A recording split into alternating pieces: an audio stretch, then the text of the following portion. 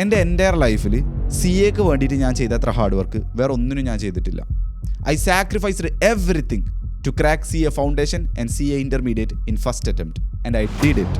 പക്ഷേ ജനുവരി 9, 2025 എൻ്റെ പ്രിൻസിപ്പളിൻ്റെ ക്യാബിൻ്റെ ഉള്ളിലേക്ക് ഞാൻ കയറിയിട്ട് സാറിനോട് ഞാൻ പറയാണ്, സാറേ ഞാൻ സി എ ക്വിറ്റ് ചെയ്യാണ്. ഈ ഒരു തീരുമാനം എടുക്കാനുണ്ടായിട്ടുള്ള ആ ഒരു മൊത്തം കഥ നിങ്ങൾക്ക് ഞാനൊന്ന് സമ്മറൈസ് ചെയ്ത് പറഞ്ഞുതരാം. അപ്പോൾ ഈ ഒരു സി എ ജേണി സ്റ്റാർട്ട് ചെയ്യുന്നത് ഞാൻ +2 ആൾമോസ്റ്റ് 98% മാർക്ക് വാങ്ങി ഫുൾ A+ഓട് കൂടി പാസ്സായതിൻ്റെ ശേഷമാണ്. ഞാൻ +2 പഠിച്ചത് കൊമേഴ്സാണ്. ഞാൻ കൊമേഴ്സ് എടുക്കാൻ കാരണം എന്താണെന്നറിയോ, എൻ്റെ നാട്ടിലൊക്കെ ഉള്ള എൻ്റെ സീനിയേഴ്സ് എന്നോട് പറഞ്ഞത് എന്താ വെച്ചാൽ സയൻസ് ടഫാണെന്ന്. ഫുളിഷ് ആയിനോ. അങ്ങനെ ഞാൻ കൊമേഴ്സ് എടുത്ത് +2 ആ എൻ്റയർ കൊമേഴ്സ് ബാച്ച്, ഞങ്ങളുടെ സ്കൂളിൽ എൻ്റയർ കൊമേഴ്സ് ബാച്ച് 2 ക്ലാസ്സാണ് ഉണ്ടായിരുന്നത്. ഓരോ ക്ലാസ്സിൽ 60 കുട്ടികളെങ്ങാണ്ട് ഉണ്ടായിരുന്നു, എനിക്ക് കറക്റ്റ് ഓർമ്മയില്ല. ആ ഒരു എൻ്റയർ ബാച്ചിലെ സെക്കൻഡ് ടോപ്പറായി പാസ്സായതിന് ശേഷം ഞാൻ തീരുമാനിക്കുകയാണ്, എനിക്കൊരു റെഗുലർ കോളേജ് ഡിഗ്രിയോ സാധാ പോലെ BCom അതിനൊക്കെ പോയിട്ട് അങ്ങനെ സെറ്റിൽ ആവാൻ താല്പര്യമില്ല. സാധാ ഒരു ജോലിയൊക്കെ എടുത്താണ്ട് I wanted something powerful, something people respect, something that has the potential to earn a lot of money. അങ്ങനെ ഞാൻ യൂട്യൂബിലൂടെ ഇങ്ങനെ ഒരു കൊമേഴ്സിൽ പഠിച്ച ഒരാൾക്ക് പറ്റിയ നല്ല കരിയറുകളൊക്കെ ഇങ്ങനെ നോക്കുന്ന ടൈമിലാണ് എൻ്റെ അമ്മയും നോക്കുന്നുണ്ട്, ഞാനും നോക്കുന്നുണ്ട്.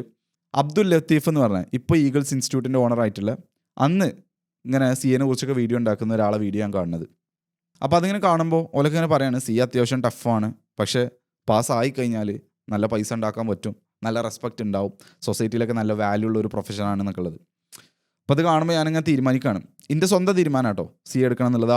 ആരും എന്നെ ഫോഴ്സ് ചെയ്തിട്ടും എൻ്റെ പാരൻസിനോട് പറഞ്ഞിട്ടൊന്നുമില്ല. ഞാൻ തന്നെ തീരുമാനിക്കുകയാണ്, എന്നായിക്കോട്ടെ കൊമേഴ്സ് പഠിച്ചു, അത്യാവശ്യം ടോപ്പ് ടയർ കരിയർ, ഇതിൽ എനിക്ക് ഫോക്കസ് ചെയ്യാൻ പറ്റുന്ന സാധനമാണ് സി എന്നുള്ളത്. അപ്പോൾ അത് എടുക്കാമെന്ന് വിചാരിച്ചു. എൻ്റെ ഫ്രണ്ട്സും അതേപോലെ എൻ്റെ സർക്കിളിലുള്ളവരൊക്കെ കുറച്ച് ആൾക്കാർ പറഞ്ഞു, സി എ പറയുന്നത് അത്യാവശ്യം നല്ല പണിയാണ്, ക്രാക്ക് ചെയ്യാൻ നല്ല പണിയാണ്, എന്നെക്കൊണ്ട് അത് കഴിയുമോ എന്നൊക്കെ ചോദിച്ചു.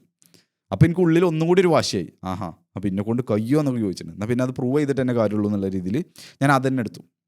അങ്ങനെ ഞാൻ സി എ ഫൗണ്ടേഷനെ ജോയിൻ ചെയ്യാണ്. +2 കഴിഞ്ഞിട്ട് ഏകദേശം 1-2 മാസത്തിനുള്ളിൽ തന്നെ ക്ലാസ് തുടങ്ങുകയാണ്.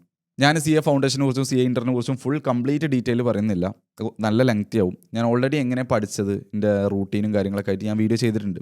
എന്നാലും ഞാൻ ഒരു സമ്മറൈസ് ചെയ്ത് പറഞ്ഞുതരാം. സി എ ഫൗണ്ടേഷൻ ക്ലാസ് തുടങ്ങിയപ്പോൾ തന്നെ ഞാൻ ഫുൾ ഹാർഡ് വർക്ക് ചെയ്യാൻ വേണ്ടിയിട്ട് തീരുമാനിച്ചു. അന്ന് എൻ്റെ ഒരു റൂട്ടീൻ എന്ന് പറയുന്നത് ഏകദേശം 6 മണിക്കൂർ അല്ലെങ്കിൽ അതിൽ കുറവേ ഞാൻ ഉറങ്ങുള്ളൂ. ഡെയിലി രാവിലെ ഇൻസ്റ്റിറ്റ്യൂട്ടിൽ പോകുന്നതിൻ്റെ ഒരു മുമ്പ് ഒരു 4 മണിക്കൂറൊക്കെ ഞാൻ പഠിക്കും. അങ്ങനെ പഠിച്ചിട്ടാണ് പോവുക. ഇൻസ്റ്റിറ്റ്യൂട്ടിൽ എത്തുമ്പോൾ എനിക്ക് അധിക ദിവസങ്ങളും എനിക്ക് ഫോക്കസ് ചെയ്യാൻ പറ്റില്ല. അതൊരു മിസ്റ്റേക്ക് ആണെന്ന് ഞാൻ അന്ന് മനസ്സിലാക്കിയില്ലായിരുന്നു. ഞാൻ ആകെ കുറച്ച് ഉറങ്ങണുള്ളൂ, അതുകൊണ്ട് എനിക്ക് ഫോക്കസ് ചെയ്യാൻ പറ്റണില്ല, ശ്രദ്ധ കിട്ടണില്ല, ക്ലാസ്സിൽ അറിയാതെ ഉറങ്ങിപ്പോവും. ഇങ്ങനെയൊക്കെയാണ് പോയിരുന്നത്. പക്ഷേ ഞാൻ എന്ത് ചെയ്തു, കംപ്ലീറ്റ്ലി ഹാർഡ് വർക്ക് മോഡായിരുന്നു സി എ ഫൗണ്ടേഷൻ എന്ന് പറയുന്നത്. വേറെ ഒന്നും വിഷയമല്ല, ഞാൻ കംപ്ലീറ്റ്ലി ഇതിൽ ഫോക്കസ്ഡ് ആണ്. അങ്ങനെ ഞാനിങ്ങനെ ഹാർഡ് വർക്ക് ചെയ്യണം. അങ്ങനെ ഒക്ടോബർ 2022 ആ എൻ്റെ ഇൻസ്റ്റിറ്റ്യൂട്ടിൽ എല്ലാ മാസവും ഓരോരോ സ്റ്റുഡൻറ്റ് ഓഫ് ദി മന്ത് തിരഞ്ഞെടുക്കലുണ്ട്. അങ്ങനെ ഞാൻ സ്റ്റുഡൻറ്റ് ഓഫ് ദി മന്തായി എൻ്റെ ഹാർഡ് വർക്ക് കൊണ്ട്. ഫൗണ്ടേഷനിൽ ഞങ്ങളുടെ ബാച്ചിൻ്റെ എക്സാം കഴിഞ്ഞപ്പോൾ ഞങ്ങളുടെ ക്ലാസ്സിൽ ആകെ 2 ആൾക്കാരാണ് എക്സാം ക്രാക്ക് ചെയ്തത്. അതിലൊന്ന് ഞാൻ ഫസ്റ്റ് അറ്റംപ്റ്റിലായിരുന്നു. അതുപോലെ തന്നെ ഒന്ന് എൻ്റെ ഫ്രണ്ട് റബീബ്, എനിക്ക് തോന്നുന്നത് ഓൻ്റെ സെക്കൻഡ് അറ്റംപ്റ്റാണ്. അങ്ങനെ ഞങ്ങൾ 2 ആളും കൂടി ഡിസ്കസ് ചെയ്തിട്ട് വേറെ ഇൻസ്റ്റിറ്റ്യൂട്ടിൽ ഞങ്ങൾ സി എ ഇൻ്റർമീഡിയറ്റിന് വേണ്ടി ജോയിൻ ചെയ്തു. സി എ ഫൗണ്ടേഷൻ എന്ന് പറയുന്നത് ഏകദേശം 6 മാസം ടൈം പീരീഡും 4 സബ്ജക്റ്റൊക്കെ ഉള്ളൂന്നുണ്ടെങ്കിൽ സി എ ഇൻ്റർ എന്ന് പറയുന്നത് ഏകദേശം 9 മാസം ടൈം പീരീഡും ഡബിൾ ദ സിലബസ് ആയിരുന്നു. എഗെയിൻ ഇവിടെ ഞാൻ എന്ത് ചെയ്യാൻ തുടങ്ങി, സ്റ്റഡി എന്നുള്ള രീതിയിൽ ആ റൂട്ടീനിൽ പോകാൻ തുടങ്ങി. പക്ഷേ കുറച്ചും കൂടി ഹാർഡ് വർക്കിൻ്റെ കൂടെ സ്മാർട്ട് വർക്കും കൂടി ആഡ് ചെയ്യാൻ തുടങ്ങി. ഞാൻ ഫസ്റ്റത്തെ കുറച്ച് കാലങ്ങളൊക്കെ സ്ട്രഗിൾ ചെയ്തെങ്കിലും പിന്നീട് ഞാൻ എൻ്റെ സ്ലീപ്പ് ഇമ്പ്രൂവ് ചെയ്യാൻ തുടങ്ങി. വെറും 6 മണിക്കൂർ അതിൽ കുറവൊക്കെ ഉറങ്ങിയ ആളായിരുന്നു ആദ്യം ഫൗണ്ടേഷനിൽ. ഇവിടെ ഞാൻ കുറച്ചും കൂടി ഒരു 7 മണിക്കൂർ അങ്ങനത്തെ രീതിയിലൊക്കെ ഉറങ്ങാൻ തുടങ്ങി. അതുപോലെ ഫാസ്റ്റിങ് ചെയ്യാൻ തുടങ്ങി. അതുപോലെ പല ഫോക്കസിൻ്റെ ടെക്നിക്കും കാര്യങ്ങളൊക്കെ ഞാൻ ഇപ്പോൾ പറയുന്നുണ്ടല്ലോ, ആ സാധനങ്ങളൊക്കെ ഞാൻ കൂടുതൽ എക്സ്പെരിമെൻറ്റ് ചെയ്യുന്നത് സി എ ഇൻ്റർമീഡിയറ്റിലാണ്. അപ്പോൾ ആ ഒരു സ്റ്റാർട്ടിങ്ങിൽ സി എ ഇൻ്റർ സ്റ്റാർട്ട് ചെയ്യുമ്പോൾ ഞാൻ ലോവർ പെർഫോമിങ് സ്റ്റുഡൻസിൻ്റെ കൂട്ടത്തിലായിരുന്നു ആ ക്ലാസ്സിൽ. കാരണം എന്താ വെച്ചാൽ സി എ ഫൗണ്ടേഷൻ നമ്മൾ ജോയിൻ ചെയ്യുമ്പോൾ ഒക്കെ +2 കഴിഞ്ഞ് വരുന്നവരാണ്, പല ലെവലിലുള്ള ആൾക്കാരവിടെ ഉണ്ടാവും. പക്ഷേ സി എ ഇൻ്റർമീഡിയറ്റ് അധികം 99% സി എ ഫൗണ്ടേഷൻ ക്വാളിഫൈ ചെയ്ത് വരുന്നവരായിരിക്കും. സി എ ഫൗണ്ടേഷന് തന്നെ ഓല് ഫിൽട്ടർ ചെയ്തെടുക്കുന്ന ആൾക്കാർ എന്ന് പറഞ്ഞാൽ അത്യാവശ്യം ക്വാളിറ്റി ഉള്ള, അത്യാവശ്യം പഠിക്കുന്ന ആൾക്കാർക്ക്. ബുദ്ധിയുള്ളവർ എന്നല്ല ഞാൻ പറയുന്നത്, പഠിക്കുന്ന ആൾക്കാർ, രണ്ടും വ്യത്യാസമുണ്ട്. അപ്പോൾ ഈ എൻ്റെ ഒപ്പമുള്ളവരൊക്കെ അത്യാവശ്യം പെർഫോം ചെയ്യുന്നതുകൊണ്ട് തന്നെ ഓൾറെഡി എനിക്ക് ആദ്യം മാർക്ക് കുറവായിരുന്നു. പിന്നീട് പതുക്കെ ഞാൻ പറഞ്ഞ രീതിയിൽ ഓരോ ടെക്നിക്കുകളും കാര്യങ്ങളും സ്ലീപ്പും ഇതൊക്കെ ഇങ്ങനെ ഇമ്പ്രൂവ് ചെയ്ത് ഞാനൊരു ടോപ്പ് ലെവലിലേക്ക് ഇങ്ങനെ എത്താൻ തുടങ്ങി. അതുകൂടാതെ എൻ്റെ ഫ്രണ്ട് റബീബ് ഞാൻ പറഞ്ഞല്ലോ, ഞങ്ങളൊപ്പാണ് ആ ഇൻസ്റ്റിറ്റ്യൂട്ടിൽ ജോയിൻ ചെയ്തത്. അപ്പോൾ എനിക്ക് കൺസെപ്റ്റുകളൊക്കെ എക്സ്പ്ലെയിൻ ചെയ്തിരും, എനിക്ക് മനസ്സിലാവാത്തതൊക്കെ. നല്ല ഇൻട്രസ്റ്റ് ഉള്ള ടോപ്പിക്കാണ് ഇതിലുള്ള എല്ലാം. ഓനാണെങ്കിൽ നല്ല പെട്ടെന്ന് കാര്യങ്ങൾ മനസ്സിലാവും ചെയ്യും. അപ്പോൾ ഓൻ മനസ്സിലാക്കിയാണോ എന്ത് ചെയ്യും എനിക്ക് എക്സ്പ്ലെയിൻ ചെയ്ത് തരും. അപ്പോൾ എനിക്കും കൂടുതൽ മനസ്സിലാവും. സി എ ഫൗണ്ടേഷനിലൊക്കെ ഞാൻ കൂടുതൽ ബൈ ഹേർട്ട് ആക്കിയിട്ടാണ് പഠിച്ചിരുന്നത്. സി എ ഇൻ്ററിലാവുമ്പോൾ കുറച്ചുകൂടി എന്ത് ചെയ്തു മനസ്സിലാക്കി പഠിക്കാൻ തുടങ്ങി. അന്നത്തെ ഒരു റൂട്ടീൻ എന്നൊക്കെ പറയുന്നത് ഞാൻ എക്സാമിൻ്റെ ടൈമൊക്കെ ആകുമ്പോൾ ആ ഒരു സ്റ്റഡി ലീവിൻ്റെ ടൈമിലൊക്കെ ഏകദേശം 3:30-4 മണിക്കൊക്കെ എണീക്കും രാവിലെ. എന്നിട്ട് പഠിക്കാൻ തുടങ്ങും. സി എ ഇൻ്റർമീഡിയറ്റ് എക്സാമിൻ്റെ ഒക്കെ മുമ്പ് ആ ഒരു സ്റ്റഡി ലീവിൻ്റെ ടൈമിൽ എൻ്റെ റൂട്ടീൻ എന്നൊക്കെ പറയുന്നത് ഞാൻ രാത്രി ഒരു 8 മണിക്കൊക്കെ ഉറങ്ങും. പിന്നെ രാവിലെ ഒരു 3:30-4 മണിക്കൊക്കെ എണീക്കും. സ്ലീപ്പ് അത്യാവശ്യമൊക്കെ ഉണ്ടായിരുന്നു. 7 മണിക്കൂറൊക്കെ സ്ലീപ്പ് എന്തായാലും ഉണ്ടായിരുന്നു. അങ്ങനെ എണീറ്റിട്ട് ചെറിയ വർക്കൗട്ട് ഒരു 5-10 മിനിറ്റിൻ്റെ വർക്കൗട്ടും ചെറിയ മെഡിറ്റേഷൻ ചെയ്തിട്ട് പഠിക്കാനിരിക്കും. ആ രീതിയിൽ തന്നെ 10-12 മണിക്കൂർ ടു 16 മണിക്കൂർ വരെയൊക്കെ പഠിക്കും. നല്ല ഫോക്കസ് മെയിൻറ്റെയിൻ ചെയ്യാൻ വേണ്ടിയിട്ട് ഫാസ്റ്റിങ്ങും അങ്ങനത്തെ കുറേ സംഭവങ്ങളൊക്കെ ചെയ്ത് നല്ല രീതിയിൽ പഠിച്ചിരുന്നു. ആ ഒരു ടൈമിൽ എനിക്ക് സോഷ്യൽ മീഡിയ അല്ലായിരുന്നു, എനിക്ക് വാട്സപ്പ് ഉണ്ടായിരുന്നു. വാട്സപ്പ് പോലും എങ്ങനെ വെച്ചാൽ ബാക്കിയുള്ളവരൊക്കെ അർക്കൈവ് ആക്കിയിട്ട് എനിക്കതിൽ ആവശ്യമുള്ള സംഭവങ്ങൾ ടീച്ചേഴ്സും അങ്ങനത്തെ ക്ലാസ്സിൻ്റെ ഗ്രൂപ്പും അങ്ങനത്തെ കാര്യങ്ങൾ മാത്രം പഠിക്കാനുള്ള സംഭവങ്ങൾ മാത്രമേ അതിൽ മെയിൻ ചാറ്റിൽ ഉണ്ടാവുള്ളായിരുന്നു. എൻ്റെ ഫോൺ എന്ന് പറയുന്നത് എൻ്റെ അമ്മാൻ്റെ പഴയ ഒരു പൊട്ടിയ ഫോണാണ്. എനിക്കന്ന് ഫോൺ വേണമെന്നോ അങ്ങനെ ഒരു ഇതൊന്നും ആഗ്രഹങ്ങളൊന്നും ഇല്ല. ആകെ ക്രാക്ക് ചെയ്യണം, എക്സാം ക്രാക്ക് ചെയ്യണം എന്നുള്ള ചിന്ത മാത്രമേ ഉള്ളൂ. എനിക്ക് ആ ഒരു ടൈമിൽ പല ആൾക്കാർ അട്രാക്റ്റീവായി തോന്നിയിട്ടുണ്ട്, ക്രഷസ് തോന്നിയിട്ടുണ്ട്. പക്ഷേ ഞാൻ എന്താ വെച്ചാൽ എന്നോട് തന്നെ പറയുന്നത് ഇപ്പം നമുക്ക് അതിന് നേരമല്ല, ഇപ്പം നമുക്ക് ഫോക്കസ് ചെയ്യണം. ഇപ്പം നമ്മളെ സിംഗിൾ ഗോൾ എന്ന് പറയുന്നത് എന്താണ്, ഫസ്റ്റ് അറ്റംപ്റ്റിൽ ക്രാക്ക് ചെയ്യുക എന്നുള്ളതാണ്. അതുകൊണ്ട് തന്നെ ഏതൊരു രീതിയിൽ ഡിസ്ട്രാക്ഷൻ വന്നാലും ഞാൻ അതൊക്കെ എന്ത് ചെയ്തു ഇഗ്നോർ ചെയ്താണ് ഞാൻ പഠിക്കാൻ തുടങ്ങി. ഞാൻ ഈവൻ എൻ്റെ കസിൻ സിസ്റ്ററിൻ്റെ വെഡ്ഡിങ്ങിന് പോലും ഞാൻ പോയിട്ടില്ല. എനിക്ക് ക്ലാസ്സും ഇതൊക്കെ ഉണ്ടായതുകൊണ്ട്. ആക്ച്വലി അന്ന് ക്ലാസ്സിന് ഞാൻ പോയിട്ടില്ല. പകരം ഞാൻ ക്ലാസ്സിൽ എടുക്കണേക്കാട്ടും കൂടുതൽ എനിക്ക് കവർ ചെയ്യാൻ വേണ്ടിയിട്ട് ഞാൻ പകൽ വീട്ടിലിരുന്നാണ്ട് ഒറ്റയ്ക്ക് ഇരുന്നാണ്ട് പഠിച്ചു. എന്നിട്ട് ഈവനിങ്ങിൽ ഉള്ള ഫംഗ്ഷന് മാത്രമാണ് ഞാൻ പോയത്. I know it's crazy. And finally ഞാൻ C A inter both group first അറ്റംപ്റ്റിൽ ക്രാക്ക് ചെയ്തു. അങ്ങനെ ആ റിസൾട്ട് വരുന്ന ദിവസം ഞാൻ ബ്രേക്ക്ഫാസ്റ്റ് കഴിക്കുന്ന ടൈമിലാണ് ഫോണിൽ നോക്കുന്നത്. അപ്പോൾ ഗ്രൂപ്പ് 1 പാസ്, ഗ്രൂപ്പ് 2 പാസ്.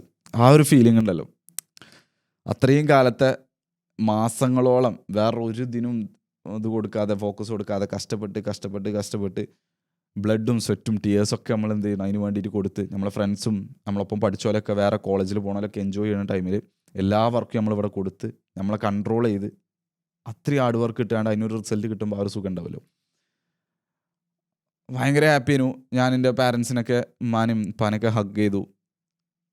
എനിക്കിപ്പോൾ ഓർമ്മയുണ്ട് ഞാൻ അത്രയും കഷ്ടപ്പെട്ടിട്ടുണ്ട്. അത് മാത്രം ഞാൻ മാത്രമല്ല, ഞാൻ എക്സാമിന് പോകുമ്പോഴൊക്കെ എൻ്റെ അമ്മ ഇവിടെ നിന്നാണ് പ്രാർത്ഥിക്കുക. ആ എക്സാം നല്ല രീതിയിൽ പോകണമെന്നുള്ള രീതിയിൽ ആ എക്സാം കഴിയണ വരെ ഇവിടെ നിന്നാണ് പ്രാർത്ഥിക്കുക. അത്രയും വർക്ക് ഇട്ടിട്ടാണ് അത് പാസ്സാവണത്. അപ്പം ഞാനും ഹാപ്പിയായിരുന്നു, എൻ്റെ പാരൻസ് അതിലും കൂടുതൽ ഹാപ്പിയായിരുന്നു. അങ്ങനെ അതിൻ്റെ പാരൻസിനോട് പറഞ്ഞു നമുക്ക് ഇവിടെ ഒരു പാർട്ടി ഹോസ്റ്റ് ചെയ്യാം, കുടുംബക്കാരൊക്കെ വിളിച്ച് അതേപോലെ എൻ്റെ ക്ലോസ് ആയിട്ടുള്ള ഫ്രണ്ട്സിനൊക്കെ വിളിച്ചാണ്ട് ഒരു കേക്കൊക്കെ കട്ട് ചെയ്യാമെന്ന് പറഞ്ഞു. അങ്ങനെ ഞങ്ങൾ പാർട്ടി നടത്തി. സെമി ക്വാളിഫൈഡ് ചാർട്ടർ അക്കൗണ്ട് എന്നൊക്കെ പറഞ്ഞിട്ട് ഒരു കേക്ക് കട്ട് ചെയ്തു, ഡിന്നർ കൊടുത്തു എല്ലാ റിലേറ്റീവ്സിനും വന്നവർക്കൊക്കെ. അതേപോലെ ഓലൊക്കെ എനിക്ക് ഗിഫ്റ്റ് ചെയ്യിക്കാണ്ട് കുറച്ച് ക്യാഷും ഇതൊക്കെ തന്നു. ഇനി നമ്മൾ അടുത്തൊരു ജേണിയിലേക്ക് കടക്കാൻ പോവാണ്, introduction to content creation. C A intermediate പഠിക്കുന്ന ടൈമിൽ എനിക്ക് ഇടയ്ക്കിടയ്ക്ക് ഇങ്ങനെ കണ്ടൻറ് ഉണ്ടാക്കണം എന്നുള്ളൊരു തോട്ട് ഇങ്ങനെ വരലുണ്ടായിരുന്നു. തോട്ട് എന്ന് പറഞ്ഞതിനെക്കാട്ടും കൂടുതൽ ഒരു ആഗ്രഹം ഇങ്ങനെ വരലുണ്ടായിരുന്നു. ഞാൻ സി എക്ക് ജോയിൻ ചെയ്യുന്നതിന് മുമ്പ് തന്നെ 1-2 റീലൊക്കെ പോസ്റ്റ് ചെയ്തിട്ടുണ്ട്, കുറച്ച് മോട്ടിവേഷണൽ ടൈപ്പ് കാര്യമില്ല. അപ്പോൾ ആ രീതിയിൽ എനിക്കിങ്ങനെ കണ്ടൻറ് പോസ്റ്റ് ചെയ്യണമെന്ന് ആഗ്രഹമുണ്ട്. പക്ഷേ സി എക്ക് പഠിക്കുന്ന ടൈമിൽ എന്തായാലും അതിന് ഒഴിവില്ല. അപ്പോൾ എനിക്കിങ്ങനെ തോന്നിയത് ആർട്ടിക്കിൾഷിപ്പിന് ജോയിൻ ചെയ്ത് കഴിഞ്ഞാൽ, സി എ ഇൻ്റർമീഡിയറ്റ് ഫൗണ്ടേഷനും കഴിഞ്ഞാൽ ആർട്ടിക്കിൾഷിപ്പിൻ്റെ ടൈം ഏകദേശം 2 കൊല്ലമാണ് ഞങ്ങൾക്ക് ആർട്ടിക്കിൾഷിപ്പ് വരുന്നത്. ഞാൻ പുതിയ സിലബസാണ്, ഞാൻ എക്സാം എഴുതുന്നത് പഴയ സിലബസിലാണ്. 8 സബ്ജക്റ്റുകളുണ്ട് സി എ ഇൻ്റർമീഡിയറ്റ്. പക്ഷേ ഞാൻ ആർട്ടിക്കിൾഷിപ്പ് ജോയിൻ ചെയ്യുമ്പോൾ പുതിയ സിലബസിലേക്ക് മാറും. അപ്പോൾ എനിക്ക് 2 കൊല്ലം ആർട്ടിക്കിൾഷിപ്പ് വരുന്നുള്ളൂ. ട്രെയിനിങ്, അപ്പോൾ ട്രെയിനിങ് എന്ന് പറഞ്ഞാൽ പ്രാക്ടിക്കൽ വർക്കാണ്. നമ്മൾ ഓഫീസിൽ പോയി ഒരു സി എക്കാരൻ്റെ കീഴിൽ നമ്മൾ വർക്ക് ചെയ്യാണ്.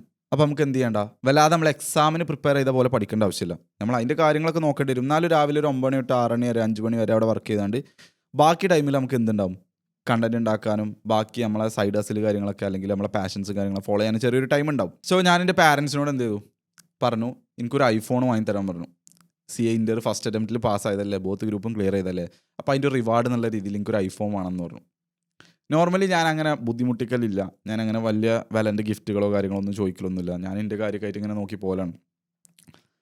പക്ഷെ ഇവിടെ എനിക്കൊരു ചെറിയൊരു ഫീലിംഗ് ഉണ്ടായിരുന്നു, കണ്ടൻറ് കത്താണെന്നുണ്ടെങ്കിൽ ഈ ഒരു ലെവലിലേക്ക് എനിക്ക് നല്ലൊരു സംഭവം ബിൽഡ് ചെയ്യാൻ പറ്റുകയാണെന്നുണ്ടെങ്കിൽ ഇപ്പോൾ ഈ ഇവരെ കഷ്ടപ്പെടുത്തുന്നതിനൊക്കെ എനിക്ക് റീപേ ചെയ്യാൻ പറ്റും എന്നുള്ളൊരു വിശ്വാസം എനിക്ക് ഉണ്ടായിരുന്നു. Who knew that decision is gonna change my entire life.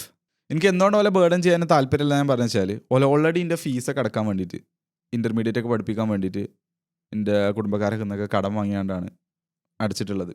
എന്നിട്ട് പിന്നെ പതുക്കെ ഒരു പൈസ ഉണ്ടാക്കുന്നതിനനുസരിച്ച് അതിങ്ങനെ തിരിച്ച് വീട്ടാണ്.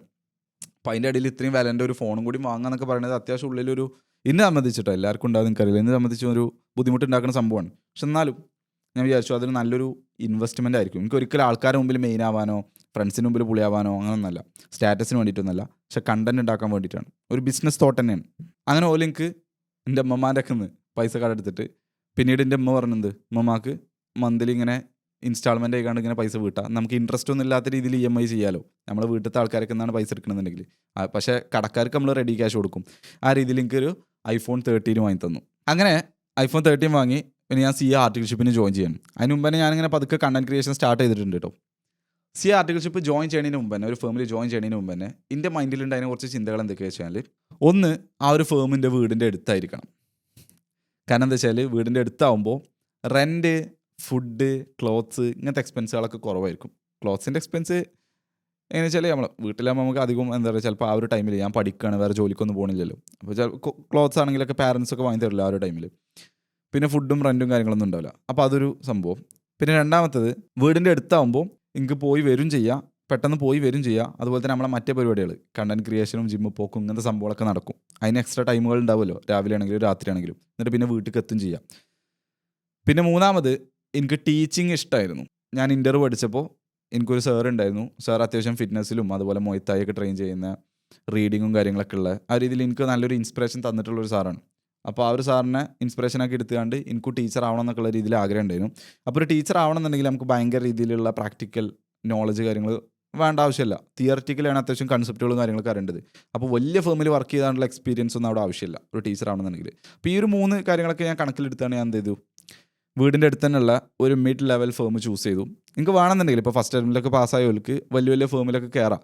പക്ഷേ എൻ്റെ ഗോൾ ഒരിക്കലും എന്തല്ല ആ ഒരു എക്സ്പീരിയൻസ് കിട്ടണമെന്നോ അത്രയും എക്സ്പോഷർ കിട്ടണമെന്നല്ല. എൻ്റെ ഗോൾസുകൾ ഡിഫറെൻ്റ് ആണ്. ഇപ്പോൾ ഞാനൊരു മിഡ് ലെവൽ ഫേം വീടിൻ്റെ ഏറ്റവും അടുത്തുള്ള, ആകെ 5 മിനിറ്റ് ബൈക്കുമ്പോൾ പോകുകയാണെങ്കിൽ 5 മിനിറ്റ് എടുക്കുള്ളൂ, 2.5 കിലോമീറ്റർ അങ്ങാണ്ടുള്ളൂ, ആ ഒരു ഫേം ചൂസ് ചെയ്തു. വലിയ സ്റ്റൈപ്പൻറ്റും കാര്യങ്ങളൊന്നുമില്ല. മന്ത്ലി എന്താ പറയുക, ഒരു വണ്ടിക്കൂലി അല്ലെങ്കിൽ അത്രയൊക്കെ തന്നെ ഉള്ളൂ. മന്ത്ലി ഒരു 4,000 ഫസ്റ്റ് ഇയറിലും സെക്കൻഡ് ഇയറിൽ മന്ത്ലി 5,000 ആണ് സ്റ്റൈപ്പൻറ്റ് വരുന്നത്. അങ്ങനെ ഞാൻ അവിടെ ഇൻ്റർവ്യൂ പോയി, എനിക്ക് അവിടെ കിട്ടി. എനിക്ക് ഫസ്റ്റ് തന്നെ കിട്ടിയത് GST ഡിപ്പാർട്ട്മെൻറ്റിലാണ്. അവിടെ എന്താ വെച്ചാൽ മിഡ് ലെവൽ ഫേമാണ്, പക്ഷെ എന്നാലും അവിടെ ഡിപ്പാർട്ട്മെൻറ്റ് വൈസാണ് കാര്യങ്ങൾ നടത്തുന്നത്. ഓഡിറ്റിങ്ങിന് വേറെ ഡിപ്പാർട്ട്മെൻറ്റ്, അതേപോലെ GSTക്ക് വേറെ ഡിപ്പാർട്ട്മെൻറ്റ്, അങ്ങനെയൊക്കെ. ഇപ്പോൾ ഞാൻ GSTയിലാണ് ജോയിൻ ചെയ്തത്. ഇനി ഞാൻ ആ ഒരു ട്രാൻസിഷനിലേക്ക് പറഞ്ഞുതരാം, എങ്ങനെയാണ് ഈ കണ്ടന്റ് ക്രിയേഷൻ്റെതും അതേപോലെ ഈ CA ജേണിയും കുറച്ചും കൂടി ഇങ്ങനെ മെച്ചുറായി പോയി ആ ഒരു തീരുമാനത്തിലേക്ക് എത്തിയത് എന്നുള്ളത്. ഞാൻ ആർട്ടിക്കൽഷിപ്പ് ജോയിൻ ചെയ്യുന്നതിന് മുമ്പ് തന്നെ ഞാൻ റീലിട്ട് തുടങ്ങിയിരുന്നു. കാരണം അതിന് മുമ്പ് എനിക്ക് ഫോൺ കിട്ടിയിരുന്നല്ലോ.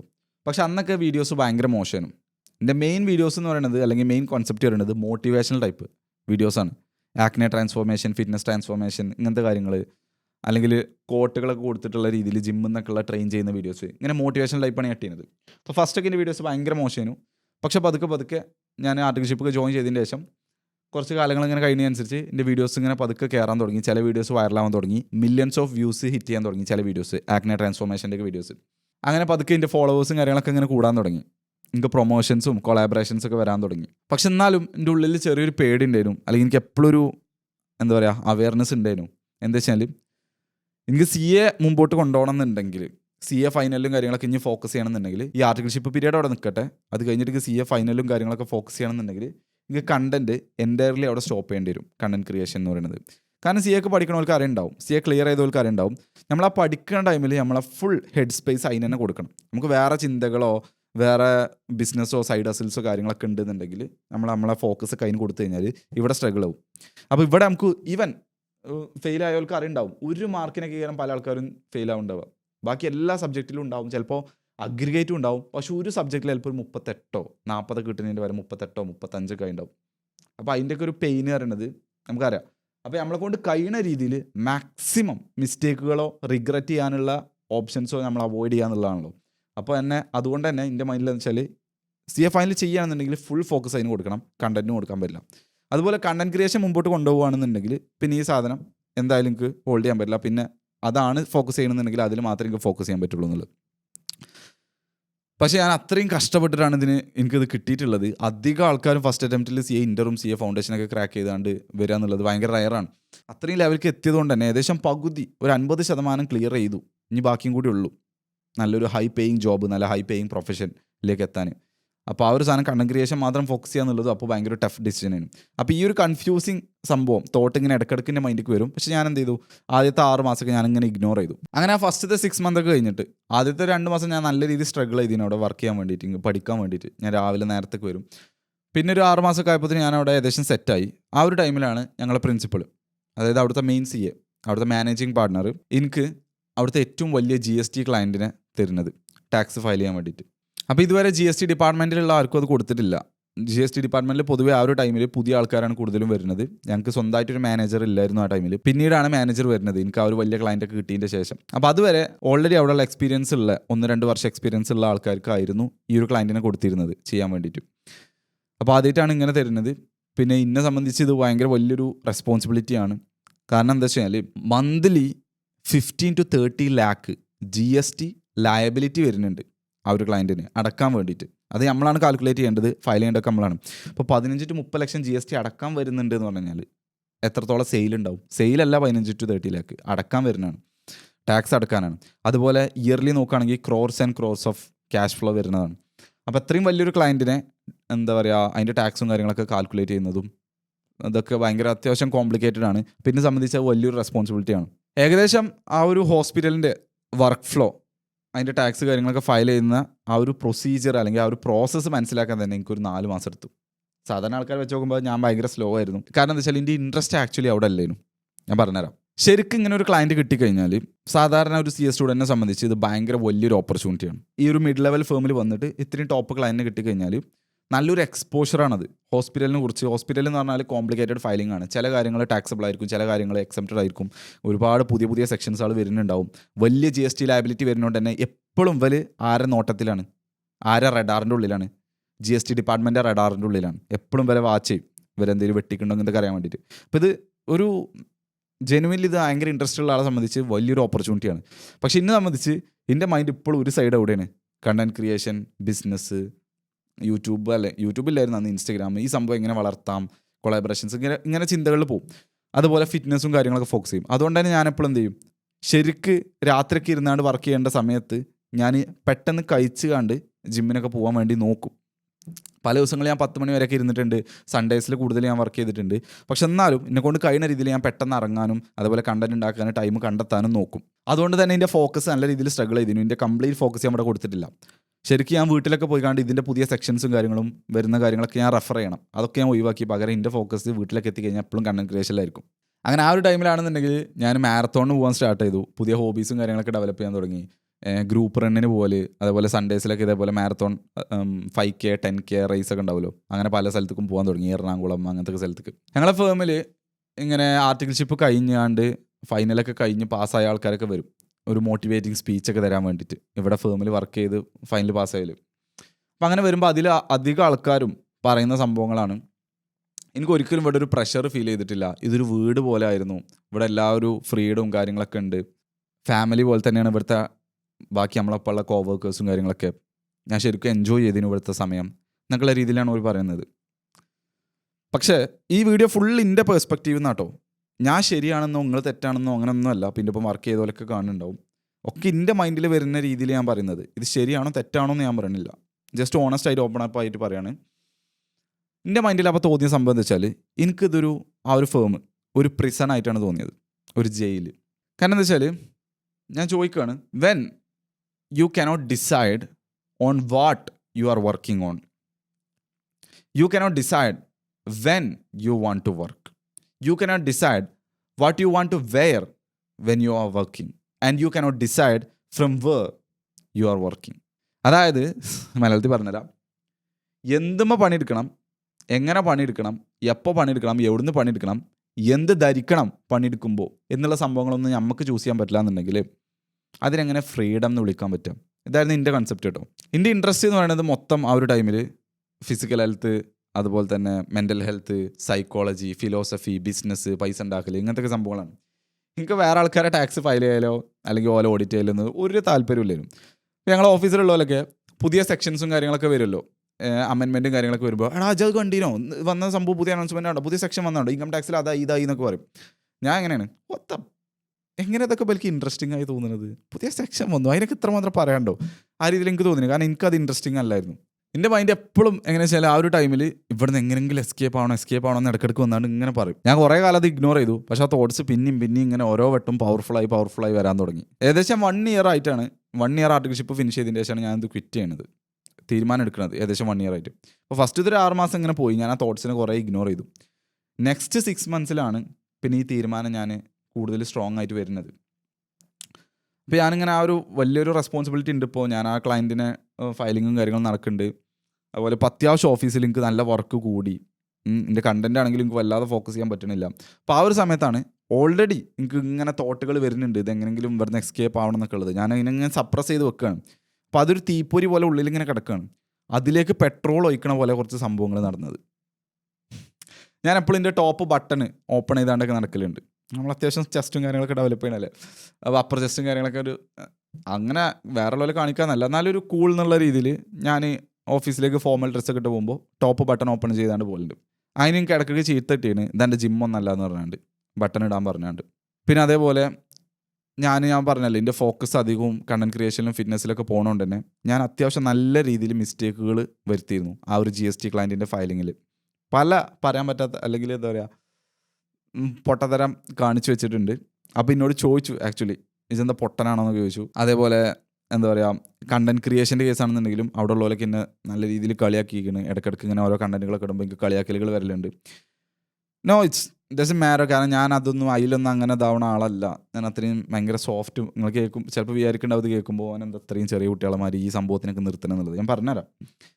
എനിക്ക് ഇതല്ല, ഇതിൻ്റെ അപ്പുറം കുറേ സംഭവങ്ങളൊക്കെ വന്നിട്ടുണ്ട്, അതൊന്നും നമുക്ക് പ്രശ്നമായിട്ടില്ല. പക്ഷേ ഇത് എന്താ വെച്ചാൽ ഓൾറെഡി ഇങ്ങനെ ആ ഒരു തിങ്കിങ്ങിൽ ഇങ്ങനെ നിൽക്കുമ്പോൾ ഇത് അതിനെ എൻഹാൻസ് ചെയ്യുന്ന രീതിയിലുള്ള എക്സ്പീരിയൻസുകളാണ്. അപ്പോൾ ഇങ്ങനെയും കൂടി വന്നപ്പോൾ പിന്നെ എനിക്കൊരു ഉറപ്പായി, എന്ത് ഇങ്ങനെയാണ് എൻ്റെ എൻ്റയർ ലൈഫ് ഇനി ഭാവിയിൽ ആവുകയെന്നുണ്ടെങ്കിൽ എനിക്കത് താങ്ങാൻ പറ്റൂല, എനിക്കത് അങ്ങനെ പോയാൽ ശരിയാവില്ല, ഇതല്ല എനിക്ക് വേണ്ടത് എന്നുള്ളത്. നിങ്ങൾക്ക് അറിയാലോ, 21-ാം വയസ്സ് ടെസ്റ്റോസ്റ്ററോണൊക്കെ കൂടി ഇങ്ങനെ വരുന്ന ടൈമാണ്. ബാക്കിയുള്ളവരെ ഓർഡർ എടുക്കണതിന് എനിക്ക് തീരെ ഇഷ്ടമല്ല. ഞാൻ ഫാൻസിയിലൊക്കെ കയറിയിരിക്കണം വെക്കേഷനിലൊക്കെ നിൽക്കാൻ വേണ്ടിയിട്ട്. അപ്പോൾ ആ ടൈമിലൊക്കെ ഞാൻ അവിടെ ആകെ നിന്നത് 3 ആഴ്ചയാണ്. എന്നോട് അത് ചെയ്യ് ഇത് ചെയ്യുമെന്ന് പറയാൻ, അതുപോലെ ആ ചെരുപ്പ് ക്ലീൻ ആക്കുക, ആ പൊടി തട്ട് എന്നൊക്കെ പറയാണ്ട് മൂപ്പർ അവിടെ പത്രം വായിച്ചിരിക്കാം. ഇങ്ങനത്തെ സംഭവങ്ങളൊന്നും എനിക്ക് തീരെ അക്സെപ്റ്റ് ചെയ്യാൻ പറ്റാത്ത സാധനങ്ങളാണ്.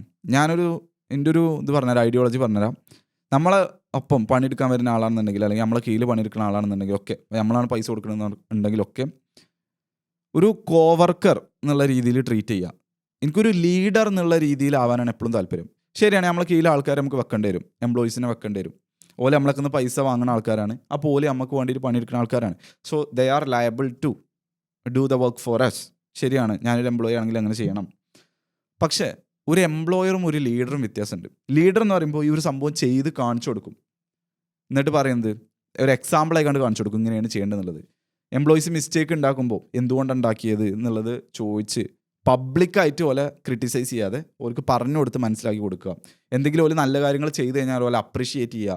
ഇപ്പോൾ how to win friends and influence ബുക്കൊക്കെ വായിച്ചു കഴിഞ്ഞാൽ, ഇൻഫ്ലുവൻസ് ഓഫ് പീപ്പിൾ വായിച്ചു കഴിഞ്ഞാൽ പല ആൾക്കാർക്ക് മനസ്സിലാവും എങ്ങനെയാണ് നമ്മളെ ആൾക്കാരെ നമ്മളെ ഓർക്ക് ഇഷ്ടപ്പെടുന്ന രീതിയിൽ, നമ്മളൊരു നല്ല രീതിയിൽ കാണുന്ന രീതിയിൽ നമുക്ക് അങ്ങനെ പോലെ ഇൻസ്പയർ ചെയ്യാം, ഓരോ നല്ല രീതിയിൽ ട്രീറ്റ് ചെയ്യാം എന്നൊക്കെ. അപ്പോൾ ആ ഒരു പ്രിൻസിപ്പിൾസ് കാര്യങ്ങളൊക്കെ എംപ്ലോയ് ചെയ്തിട്ട് നമ്മളൊപ്പം വർക്ക് ചെയ്യുന്ന ആൾക്കാരൊക്കെ ആണെങ്കിലൊക്കെ നല്ല രീതിയിൽ ട്രീറ്റ് ചെയ്യാൻ എനിക്ക് താല്പര്യം. ഒരിക്കലും ഒരാളെ താഴ്ന്ന ലെവൽക്ക് ഒരു പണിക്കാരൻ എന്നുള്ള രീതിയിൽ കാണണമെങ്കിൽ ഇഷ്ടമല്ല.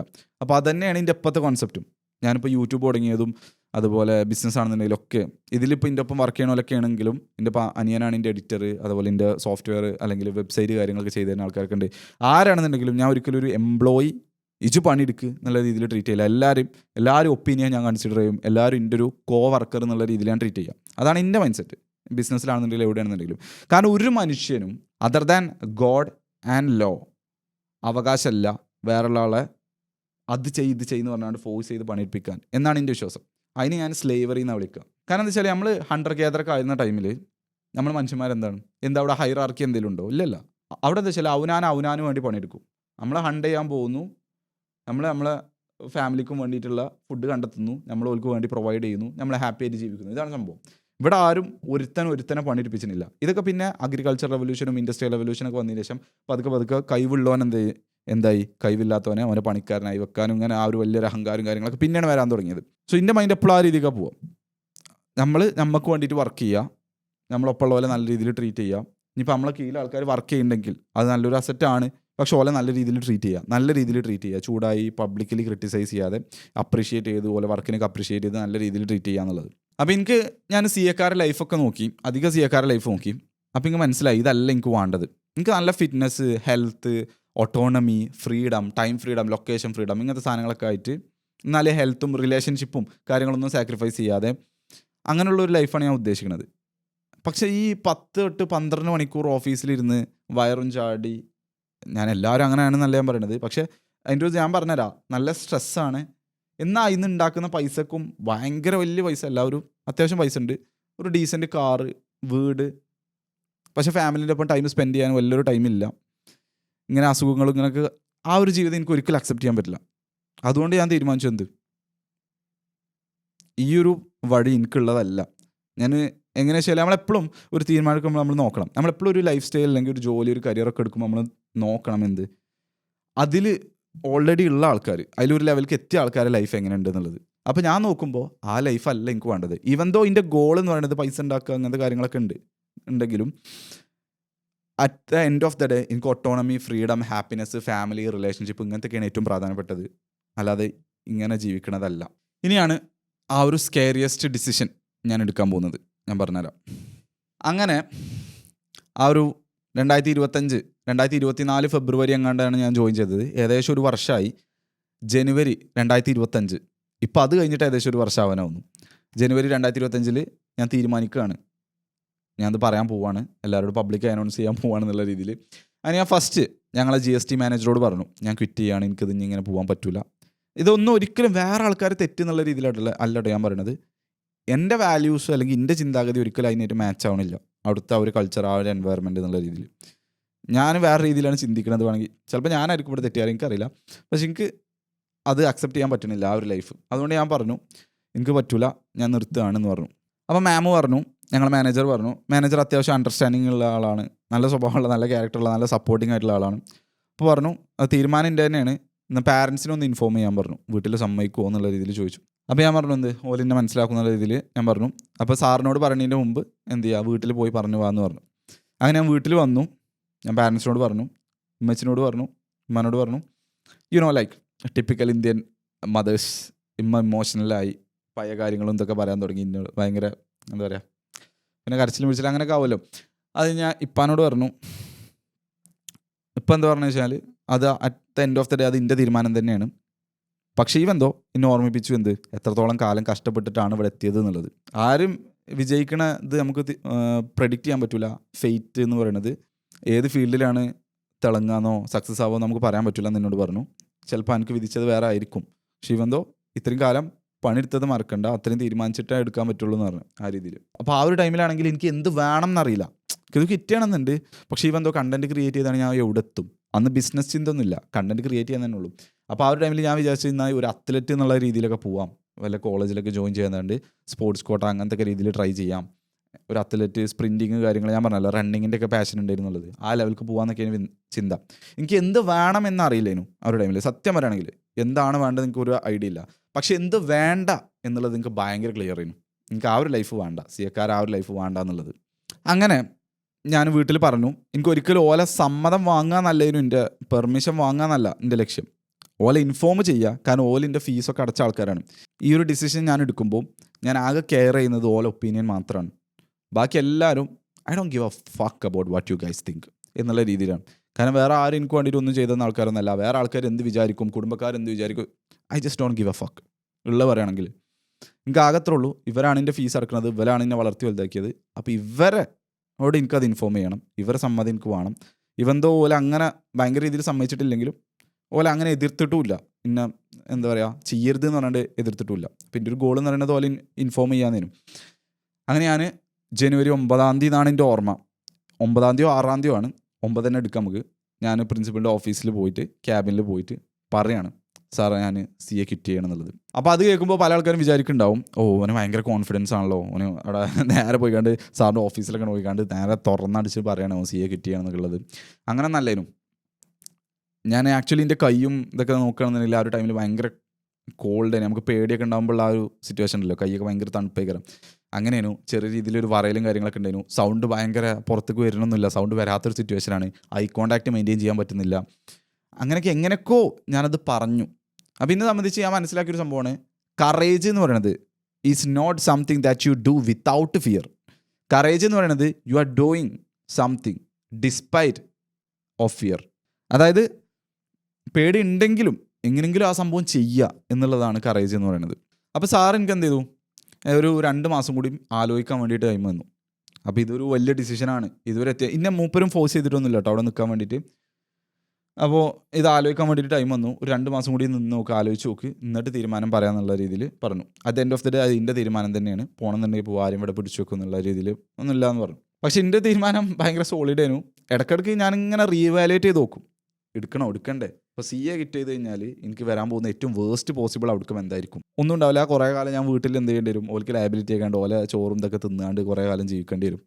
ഓക്കെ, അത് വേസ്റ്റ് ഔട്ട്കം. ഞാൻ എന്തായാലും പട്ടിണി കിടക്കില്ല, അതേപോലെ ഹോംലെസ്സും ആവില്ല. ഈ 2 സാധനങ്ങൾ എന്തായാലും അവിടെ ഉണ്ട്. ഓക്കെ, അതാണ് waste.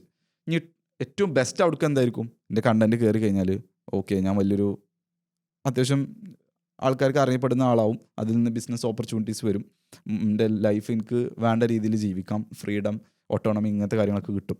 So it worth A shot എന്ന് ഞാൻ ഇടയ്ക്കിടയ്ക്ക് ഇങ്ങനെ വിചാരിച്ചു. ഞാൻ ഏതൊരു ടൈമിലും പ്രോസും കോൺസ് ചെയ്ത് നോക്കി കഴിഞ്ഞാലും എനിക്ക് എപ്പോഴും പ്രോസ് കോൺസിനെക്കാട്ടും കൂടുതൽ വെയിറ്റേജ് ഉള്ള മാതിരിയാണ് തോന്നൽ. അപ്പോൾ ആ ഒരു പീരീഡിൽ, ആ 2 മാസത്തെ പീരീഡിൽ കുറച്ച് സംഭവങ്ങൾ സംഭവിച്ചു. ഒന്ന്, ഓഫീസിൽ നിന്നൊരു ട്രിപ്പ് പ്ലാൻ ചെയ്തു, ചിക്കമാംഗ്ലൂർ അതേപോലെ ഉടുപ്പി. അപ്പോൾ ആ ഒരു ട്രിപ്പിൽ പോണതിൻ്റെ കുറച്ച് മുമ്പ്, ഞാൻ ഉണ്ട് എന്നൊക്കെ പറഞ്ഞു, കുറച്ച് മുമ്പ് ആ ജനുവരി മാസം എൻ്റെ ഒക്കെ ആയപ്പോൾ ടൈമിൽ CA കിറ്റ് ചെയ്യാൻ തീരുമാനിച്ചിരുന്നു. അപ്പോൾ ആ ഒരു ടൈമിൽ എനിക്ക് എന്ത് ചെയ്തു, മഞ്ഞപ്പിത്തം പിടിച്ചു, ഹെപ്പറ്റൈറ്റിസ്. അപ്പോൾ എൻ്റെ കണ്ടൻറ്റും അതോടുകൂടി മുടങ്ങി. എനിക്ക് വേറെ ഒന്നും ചെയ്യാൻ പറ്റില്ല, ഫുഡ് കഴിക്കാൻ പറ്റില്ല, അതിൻ്റെ ഫിറ്റ്നസ്സും കാര്യങ്ങളൊക്കെ നിന്നു, ഞാൻ പറ്റ മെലിഞ്ഞു, എനിക്ക് ട്രിപ്പിനും പോകാൻ പറ്റില്ല. ഏകദേശം 1 മാസത്തോളം വീട്ടിൽ റെസ്റ്റ് ചെയ്യുന്നു. അപ്പോൾ ഞാൻ ഓൾറെഡി എന്താ പറയുക, ഒരു 2 മാസം, ഒരു മാർച്ച് 31 ആ ഒരു ടൈം വരെയൊക്കെയാണ് എനിക്ക് ടൈമുള്ളത് ചിന്തിക്കാനുള്ളത്. അപ്പോൾ അതിൻ്റെ ഉള്ളിലുള്ള 1 മാസം ഞാനിങ്ങനെ വീട്ടിലാണ്. അങ്ങനെ ഒരു ട്രിപ്പ് പോയി. അന്ന് എനിക്കൊരു വിഷമം ഉണ്ടായിരുന്നു. പക്ഷെ ഇപ്പോൾ എനിക്ക് ആലോചിക്കുമ്പോൾ എന്താ വെച്ചാൽ അതിനെക്കുറിച്ച് എനിക്ക് ഹാപ്പിയാണ്. ഞാൻ അഥവാ ഓഫീസിൽ ഓലപ്പം ട്രിപ്പിന് പോയിരുന്നെങ്കിൽ എനിക്ക് ഓൾറെഡി അവിടുത്തെ ആൾക്കാരായിട്ട് നല്ലൊരു കണക്ഷൻ ഇല്ല. ഞാൻ ഓണസ്റ്റായിട്ട് പറയാം, എനിക്ക് അവിടെ ഫ്രണ്ട്സ് ഒന്നുമില്ല. ഞാൻ ആ ഒരു ടൈം പീരീഡിൽ ഇപ്പോഴത്തെ പോലെയല്ല. ഇപ്പോൾ ഞാൻ പിന്നെ ആൾക്കാരായിട്ടും പുറത്തേക്ക് ഇറങ്ങും, കുറച്ചുകൂടി ഫ്രണ്ട്ലിയാണ്, കുറച്ചുകൂടി ഓപ്പൺ അപ്പ് ചെയ്യുന്നുണ്ട്. പക്ഷെ അന്ന് പറഞ്ഞാൽ ഞാൻ ഒരു കാര്യം തുറന്നു പറയില്ല, ആൾക്കാരോട് അങ്ങനെ സംസാരിക്കില്ല. ഭയങ്കര ഞാൻ എന്നുള്ളൊരു ചിന്തയാണ്. അതുകൊണ്ട് എനിക്ക് അവിടെ ഒരു ഫ്രണ്ട്സ് കാര്യങ്ങളൊന്നുമില്ല. ആകെ എൻ്റെ അപ്പുറത്തിരിക്കുന്ന സിനാൻ എന്ന് പറഞ്ഞിട്ടുള്ള ഫ്രണ്ട് ഉണ്ട്. ഓനോടാണ് പിന്നെയും കാര്യങ്ങൾ ഞാൻ ഷെയർ ചെയ്യണം. ഓനക്കറിയാം എനിക്കിത് ഇഷ്ടമല്ല, ഞാൻ അത് കിറ്റ് ചെയ്യാൻ പോകാന്നൊക്കെ ഉള്ളത്. ബാക്കി ആർക്കും അറിയില്ല. പക്ഷെ ആ ടൂറിന് പോയപ്പോൾ ഈ സംഭവം എല്ലാവരും അറിഞ്ഞു. അതൊന്ന്. അതേപോലെ തന്നെ അഥവാ ഞാൻ ആ ടൂറിന് പോയിരുന്നെങ്കിൽ, ഞാൻ ഓലപ്പം മിങ്കിളായിട്ട് ഞാൻ ചിലപ്പോൾ CA ക്വിറ്റ് ചെയ്യില്ലായിരുന്നു. എനിക്ക് പിന്നെ അവിടെ നിന്ന് പോകാൻ തോന്നൂലായിരുന്നു, മേ ബി. അപ്പോൾ അതൊരു പഠിച്ചോൻ്റെ ഡിസിഷൻ ആയിരിക്കാം, എനിക്കറിയില്ല.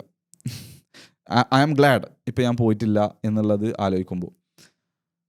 അപ്പോൾ അങ്ങനെ പോലെ എല്ലാവരുടെ ഇടയിലും അത് സ്പ്രെഡായി ഞാൻ ക്വിറ്റ് ചെയ്യുകയാണെന്നുള്ളത് ആ ഒരു ടൂറിൽ.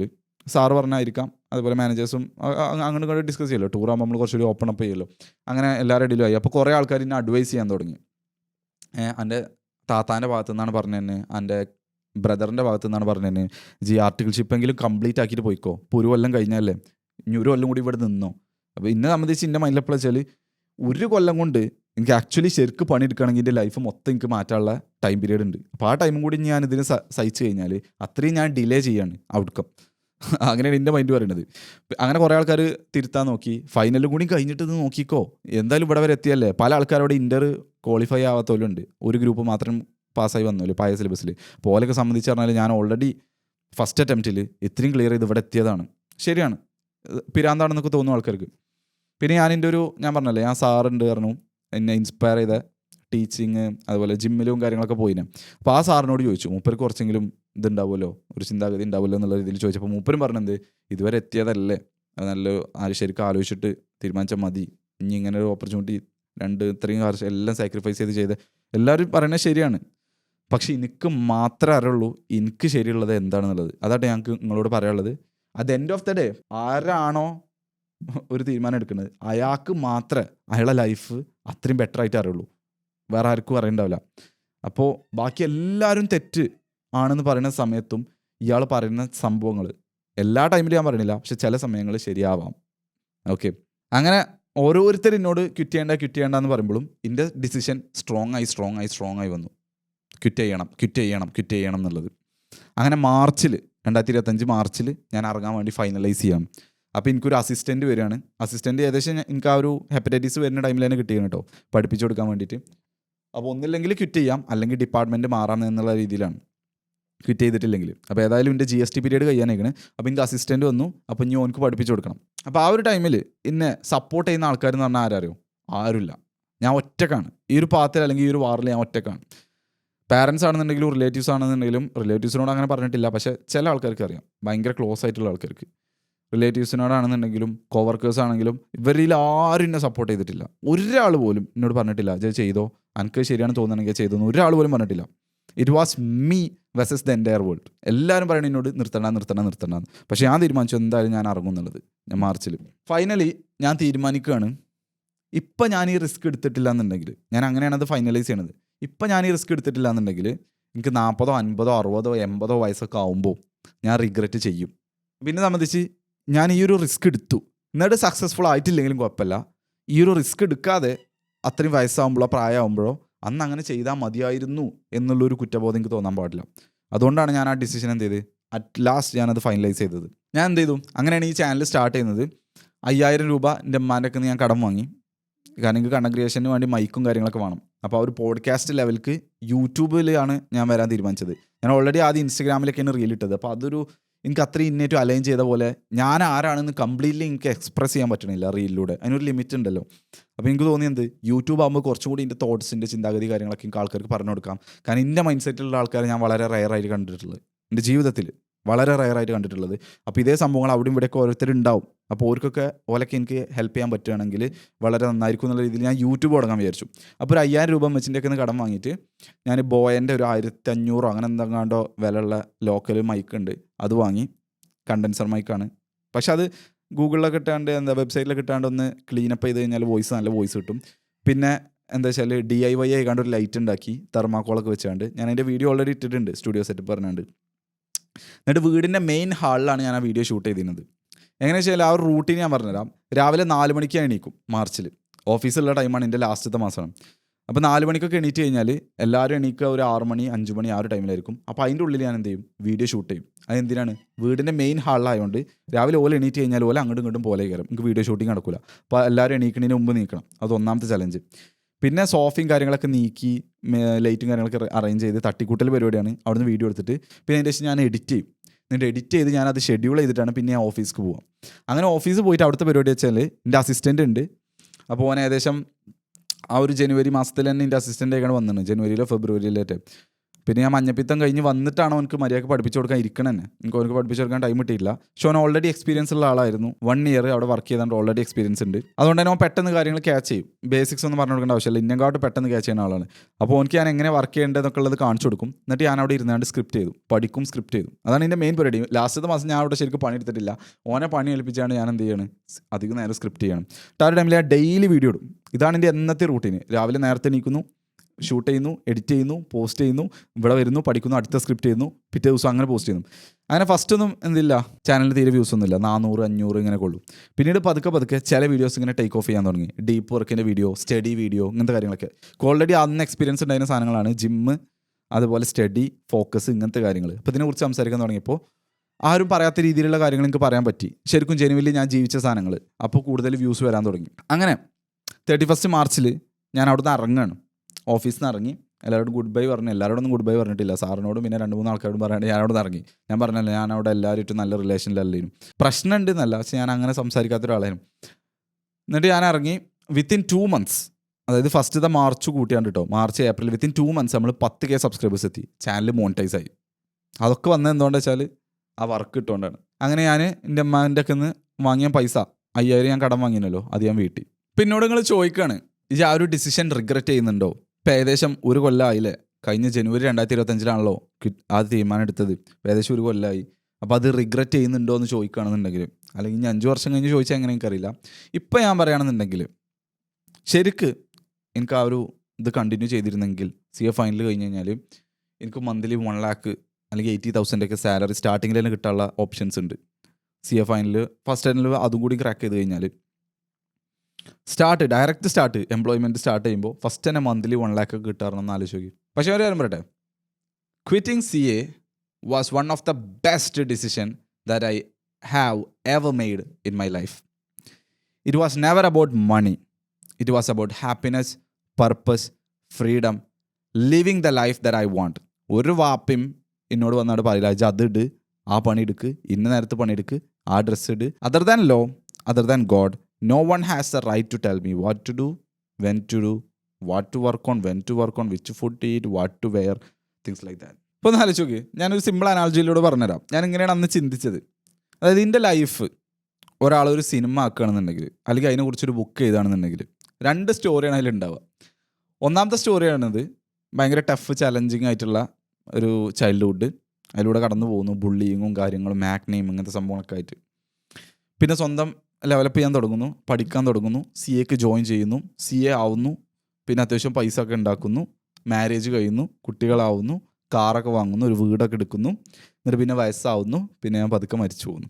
അതാണ് ഒരു സ്റ്റോറി, ഒരു മൂവി. ഇനി രണ്ടാമത്തെ മൂവി എന്ന് പറയുന്നത് ഇതേപോലെ ടഫ് ചൈൽഡ്ഹുഡിലൂടെയൊക്കെ പോകുന്നു, കുറച്ച് പ്രശ്നങ്ങളും കാര്യങ്ങളൊക്കെ ആയിട്ട് പിന്നെ ഇമ്പ്രൂവ് ചെയ്യാൻ തീരുമാനിക്കുന്നു, പിന്നെ CAക്ക് ജോയിൻ ചെയ്യുന്നു.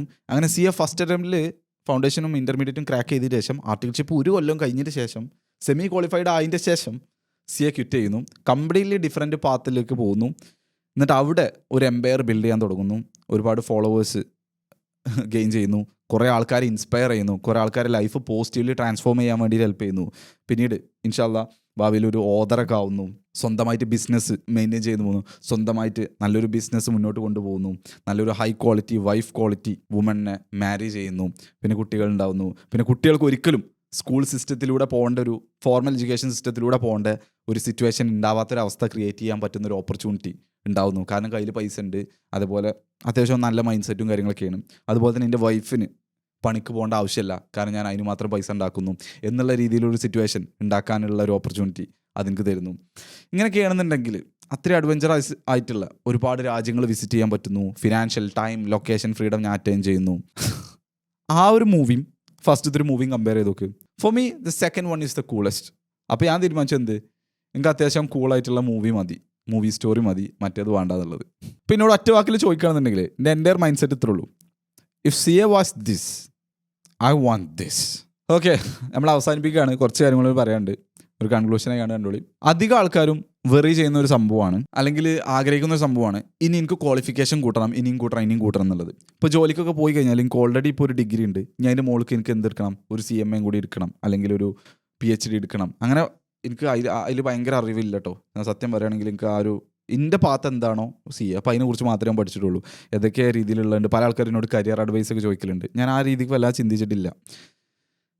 അപ്പോൾ പല ആൾക്കാരും മൈൻഡ് ഇതാണ്, എൻ്റെ പേരിൻ്റെ ഒപ്പം എന്ത് വേണം, കുറേ ക്വാളിഫിക്കേഷൻസ് വേണമെന്നുള്ളത്. പക്ഷേ എൻ്റെ ഒരു മൈൻഡ് സെറ്റ് പറയുന്നത്, അഹങ്കാരമായി കണ്ടൊന്നും കാണട്ടോ, ഞാൻ എൻ്റെ കാര്യങ്ങൾ മാത്രമേ ഇതിൽ പറയുള്ളൂ, എൻ്റെ വ്യൂ പോയിന്റ് മാത്രമേ പറയുള്ളൂ. ചിലപ്പോൾ നിങ്ങൾക്ക് അക്സെപ്റ്റ് ചെയ്യാൻ പറ്റും, ചിലപ്പോൾ അക്സെപ്റ്റ് ചെയ്യാൻ പറ്റില്ല, അതൊക്കെ നിങ്ങളുടെ ചോയ്സാണ്. പക്ഷെ ഞാൻ പറയാം, എൻ്റെ ഒരു മൈൻഡ് സെറ്റിൽ എനിക്ക് ഒരു ഫോർമൽ എഡ്യൂക്കേഷൻ സിസ്റ്റം, ഒരു വലിയ അതോറിറ്റിയും തരുന്ന ഒരു സർട്ടിഫിക്കറ്റിൻ്റെ ആവശ്യമില്ല ഞാൻ ക്വാളിഫൈഡ് ആണെന്ന് പറയാൻ. ഇഷാം എന്ന് പറഞ്ഞു കഴിഞ്ഞാൽ തന്നെ അറിയണവർക്കറിയാം ഓൻ ക്വാളിഫൈഡ് ആണെന്നുള്ളത്. എൻ്റെ പബ്ലിക് ഡയറി അല്ലെങ്കിൽ എൻ്റെ പബ്ലിക് റെസ്യൂമേ ഉണ്ട്, വേണമെങ്കിൽ എൻ്റെ കണ്ടന്റ് കണ്ടാൽ മതി, അല്ലെങ്കിൽ എൻ്റെ ഇൻസ്റ്റാഗ്രാം എടുത്ത് നോക്കിയാൽ മതി. എൻ്റെ ഓഡിയൻസ് അല്ലെങ്കിൽ കുറച്ച് കഴിഞ്ഞാൽ നമ്മളെ ബിസിനസ്സും കാര്യങ്ങളൊക്കെ ആയിട്ട് കുറച്ചുകൂടി നമ്മൾ വളരുമെന്ന് വിചാരിക്കുന്നുണ്ട് ഇൻഷാല്ലാ. പക്ഷേ എൻ്റെ ഒരു പബ്ലിക് ഡയറി തന്നെ ഇവിടെ ഉണ്ട്, പബ്ലിക് റെസ്യൂമേ തന്നെ ഇവിടെ ഉണ്ട്. ഞാൻ ക്വാളിഫൈഡ് ആണെന്ന് പറയണമെന്നുണ്ടെങ്കിൽ എൻ്റെ പേരിൻ്റെ ഒപ്പം ഒരു CAയോ ഒരു CMA ഒരു PhDയോ ഒരു PG ഒരു തേങ്ങ മാങ്ങൻ്റെ ഒന്നും ആവശ്യമില്ല, ഒരു MBBS MD MBA ഒന്നും ആവശ്യമില്ല. ഹിഷാം എന്ന് പറഞ്ഞാൽ ആ ഒരു brand, the founder led brand, ആ ഒരു പേര് തന്നെ ഈസ് ഇന്നഫ് ക്വാളിഫൈഡ് ആണെന്ന് പറയാൻ. മനസ്സിലായി? അത്രേ ഉള്ളൂ. അതാണ് ഒരു പേഴ്സണൽ ബ്രാൻഡിൻ്റെ പവർ. ജസ്റ്റ് ഒരു ഇൻഫ്ലുവൻസർ എന്നല്ല, ആ രീതിയിലല്ല ഞാൻ ആഗ്രഹിക്കുന്നു ഒരിക്കലും. കുറേ റീൽ ഉണ്ടാക്കി മില്യൺസ് ഓഫ് വ്യൂസ് ഉണ്ടാക്കി പ്രൊമോഷൻ ചെയ്യാന്നല്ല, rather than helping people to transform their life. നല്ല രീതിയിൽ പോസിറ്റീവായിട്ട് ഒരുപാട് ആൾക്കാർക്ക് ഇമ്പാക്റ്റ് ഉണ്ടാക്കണം എന്നുള്ളൊരു ആഗ്രഹമാണ്. അത്ര മതി എനിക്ക് ക്വാളിഫിക്കേഷൻ. ആൻഡ് ഇപ്പം ഞാൻ ജീവിക്കുന്ന ഒരു ലൈഫ് എന്ന് പറഞ്ഞു കഴിഞ്ഞാൽ സിമ്പിളായിട്ട് പറയുകയാണെന്നുണ്ടെങ്കിൽ എനിക്ക് ഇൻട്രസ്റ്റ് ഉള്ള കാര്യങ്ങളാണ് ഞാൻ പഠിക്കുക, എനിക്ക് വേണ്ട രീതിയിലാണ് ഞാൻ വർക്ക് ചെയ്യുന്നത്, എനിക്ക് വേണ്ടിയിട്ട് തന്നെയാണ് ഞാൻ വർക്ക് ചെയ്യുന്നത്. എന്നോട് ആരും പറയാനില്ല അത് ചെയ്യുന്നുള്ളത്. ശരിയാണ്, ഫുള്ള് ഇൻട്രസ്റ്റിംഗ് ആയിട്ടുള്ള അല്ലെങ്കിൽ രസമുള്ള സംഭവങ്ങൾ അല്ലെങ്കിൽ പല കാര്യങ്ങൾക്ക് ഇഷ്ടമില്ലാത്തൊക്കെ പഠിക്കാണ്ടാവും. പക്ഷെ എല്ലാത്തിൻ്റെ അൾട്ടിമേറ്റ്ലി കൺട്രോൾ ആരെടുത്താണ്? എൻ്റെ അടുത്ത് തന്നെയാണ്. എൻ്റെ ഇപ്പോൾ ഇതാണ് നമ്മൾ ആ പഴയ ലൈഫ് സ്റ്റൈൽ ഉണ്ടല്ലോ, ഹണ്ടർ ഗ്യാദർ ലൈഫ് സ്റ്റൈൽ. നമ്മൾക്ക് വേണ്ടി ജീവിക്കുന്നു, നമുക്ക് ഇഷ്ടമുള്ളത് പഠിക്കുന്നു. അപ്പോൾ ആലോചിച്ച് ഏതെങ്കിലും ഒരു എഡ്യൂക്കേഷൻ സിസ്റ്റം നിങ്ങൾക്ക് ഇഷ്ടമുള്ള രീതിയിൽ പഠിക്കാൻ അല്ലെങ്കിൽ നിങ്ങൾക്ക് ഏത് രീതിയിലാണ് ഇൻട്രസ്റ്റ് ഉള്ളത് ആ പാത്തിലൂടെ പോകാൻ വേണ്ടിയിട്ട് നിങ്ങൾ ഒറ്റയടിക്ക് സഹായിക്കുന്നുണ്ടോ? ശരിയാണ്, പല ടോപ്പിക്കുകൾ നമുക്ക് ചൂസ് ചെയ്യാന്നുണ്ടെങ്കിലും ആ കൺഫൈഡ് സിസ്റ്റത്തിൻ്റെ ഉള്ളിലുള്ള സിലബസും കാര്യങ്ങളൊക്കെ ഓല തന്നെ തീരുമാനിക്കുന്നത് അല്ലേ. പിന്നെ അതേ നമുക്ക് പഠിക്കാനുള്ള ഓപ്ഷനുള്ളൂ. പിന്നെ സംബന്ധിച്ച് എനിക്ക് ഇന്ന് ഫിറ്റ്നസിനെ കുറിച്ച് പഠിക്കണമെങ്കിൽ എനിക്ക് ഇന്ന് ഫിറ്റ്നസിനെ കുറിച്ച് പഠിക്കാം, അല്ലെങ്കിൽ നാളെ ഫിലോസഫി പഠിക്കണമെന്നുണ്ടെങ്കിൽ നാളെ ഫിലോസഫി പഠിക്കാം. അതിന് വേണ്ടിയിട്ട് ഞാൻ തന്നെ ബുക്ക് വാങ്ങണോ, ഞാൻ തന്നെ യൂട്യൂബ് വെച്ചാണ്ട് പഠിക്കുന്നു, അല്ലെങ്കിൽ ഞാൻ ആൾക്കാരൊക്കെ ഡയറക്റ്റ്ലി പഠിക്കുന്നു, ഞാൻ നേരിട്ട് ചെയ്തുകൊണ്ട് പഠിക്കുന്നു. ഇപ്പോൾ എന്നോട് ആൾക്കാർക്ക് ചോദിക്കുകയാണെന്നുണ്ടെങ്കിൽ ഇത് എന്തിനാണ് പഠിക്കണമെന്ന് ചോദിച്ചാൽ ഞാൻ എനിക്ക് ഇൻട്രസ്റ്റ് ഉള്ളത് പഠിക്കും. അതേ സംഭവം ഞാൻ യൂട്യൂബിലൂടെ പഠിപ്പിച്ചു കൊടുക്കും. അതേപോലെ തന്നെ ഇതേപോലെയുള്ള ആൾക്കാർക്ക് വേണ്ടിയിട്ട് ഞാനൊരു കമ്മ്യൂണിറ്റി സ്റ്റാർട്ട് ചെയ്തിട്ടുണ്ട് സെൽഫ് ഇമ്പ്രൂവ്മെൻറ്റിലുള്ള. അപ്പോൾ അങ്ങനെ ഒരു കമ്മ്യൂണിറ്റിയാണ് എൻ്റെ മെയിൻ ബിസിനസ് എന്ന് പറയുന്നത്, അങ്ങനെ ആൾക്കാരെ ഹെൽപ്പ് ചെയ്യുക എന്നുള്ളത്. അപ്പോൾ അങ്ങനെ ബിസിനസ്സായിട്ട് കണ്ടിന്യൂ ചെയ്യുന്നു. And it is so much better than doing something that I don't like for money. അപ്പോൾ ഞാൻ ഇതൊക്കെ ഷെയർ ചെയ്തത്, ഈ സ്റ്റോറിയൊക്കെ ഷെയർ ചെയ്തത് ഒരിക്കലും ഞാൻ വലിയ സംഭവമാണ് അല്ലെങ്കിൽ ഞാൻ എത്രത്തോളം അടിപൊളിയാണ് നിങ്ങളെ കാണിക്കാനല്ല. പകരം നിങ്ങൾക്ക് മനസ്സിലാക്കി തരാനാണ്. It doesn't matter if it is school or business or fitness or YouTube, anything. If you do the work you can win. ഞാൻ സ്കൂളിൽ ടോപ്പറായത്, പ്ലസ് ടുവിലൊക്കെ നല്ല മാർക്ക് ഉണ്ടായത്, it's not because of my intelligence but because I worked. ഞാൻ CA first അറ്റംപ്റ്റിൽ crack ചെയ്തത്, CA exams ഫസ്റ്റത്തെ ഫൗണ്ടേഷൻ ഇൻ്റർമീഡിയറ്റും ക്രാക്ക് ചെയ്തത്, it's not because I was lucky, because I worked. യൂട്യൂബിൽ ഇപ്പോൾ നമ്മൾ 9 മാസത്തെ ആകുമ്പോൾ 55K സബ്സ്ക്രൈബേഴ്സ് വന്നത്, it's not because I was born as a YouTuber but because I worked. അപ്പോൾ ഞാൻ പറയാണ്, you don't need to be special, you don't need to be intelligent, you just make smart decision and you work hard, you become the smartest hard worker, you will win. അധികം എൻ്റർപ്രണേഴ്സിൻ്റെ life നോക്കുമ്പോൾ എനിക്ക് എപ്പോഴും കിട്ടിയുള്ളതെന്ന് വെച്ചാൽ, ഓല് പറയുന്നത് ഞാൻ സ്കൂളിലൊക്കെ മോശമായിരുന്നു, പക്ഷേ ഞാൻ ബിസിനസ്സ് ഇറങ്ങിയപ്പോൾ ഞാൻ വളർന്നു, പന്തലിച്ചു, അതായി ഇതായി എന്നൊക്കെ. അപ്പോൾ അതിങ്ങനെ കേൾക്കുമ്പോൾ എനിക്ക് ഇടയ്ക്ക് ഡിസപ്പോയിൻമെൻറ്റ് തോന്നലുണ്ട്. പക്ഷേ ഞാൻ സ്കൂളിൽ അടിപൊളിയാണല്ലോ, സ്കൂളിൽ എനിക്ക് നല്ല മാർക്ക് ഉണ്ടല്ലോ, ഞാൻ ഫോർമൽ എഡ്യൂക്കേഷൻ സിസ്റ്റത്തിലൊക്കെ നല്ല ടോപ്പറായ ആളാണ്. അപ്പോൾ എനിക്ക് പറഞ്ഞതല്ലേ ഈ എൻ്റർപ്രണർഷിപ്പ്, എനിക്ക് പറഞ്ഞതല്ലേ ബിസിനസ് ഒന്നും, സ്കൂളിൽ മാർക്ക് കുറവുള്ളവർക്ക് മാത്രമേ അത് പറ്റുള്ളൂ എന്നൊരു ചിന്ത എനിക്ക് വന്നിരുന്നു. പിന്നെ എനിക്ക് തോന്നിയത് then I will be the exception എന്നുള്ളത്. അപ്പോൾ അത്രേ ഉള്ളൂ ഇന്നത്തെ വീഡിയോ എന്ന് പറയുന്നത്. പല ആൾക്കാരും ഇപ്പോൾ ഇത് കാണുന്നുണ്ടാവും, എൻ്റെ ഒപ്പം വർക്ക് ചെയ്തവർ ചിലപ്പോൾ കാണുന്നുണ്ടാവും, അല്ലെങ്കിൽ ലൈഫ് ജസ്റ്റ് ഒന്ന് സ്റ്റാക്ക് ചെയ്യാൻ താല്പര്യമുള്ളവർ കാണുന്നുണ്ടാവും, അല്ലെങ്കിൽ അസൂയുള്ളവർ കാണുന്നുണ്ടാവും, അല്ലെങ്കിൽ ഇഷ്ടമുള്ളവർ കാണുന്നുണ്ടാവും. ആരാണെന്നുണ്ടെങ്കിലും that's all I have to say. അപ്പോൾ ഇനി ആരെങ്കിലും എന്താണ് ഇപ്പോൾ ചെയ്യണമെന്ന് ചോദിച്ചു കഴിഞ്ഞാൽ മേ ബി എനിക്ക് ഈ വീഡിയോ റെക്കമെൻഡ് ചെയ്ത് കൊടുക്കുക, ലിങ്ക് ഷെയർ ചെയ്ത് കൊടുക്കുക. എനിക്ക് ഓരോട് ഫുൾ എക്സ്പ്ലെയിൻ ചെയ്യേണ്ട ആവശ്യമില്ല. I hope this video is helpful for you guys. See you in the next video.